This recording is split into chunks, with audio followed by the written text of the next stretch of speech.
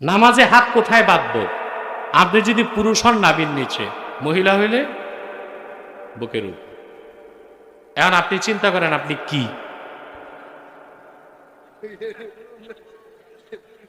মহিলা হইলে বুকে, মহিলা হইলে, পুরুষ হইলে বুকের উপর হাত বাঁধার একটা সহিহ হাদিসও নাই। সহিহ ইবনে খুজাইমাতে হাদিস আসছে একটা, ওয়াইল ইবনে হুজুর থেকে, বুকের উপর হাত বাঁধা।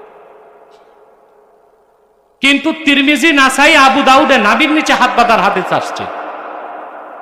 তো অধিক সংখ্যক হাদিস তো নাভির নিচে বাঁধার কথা।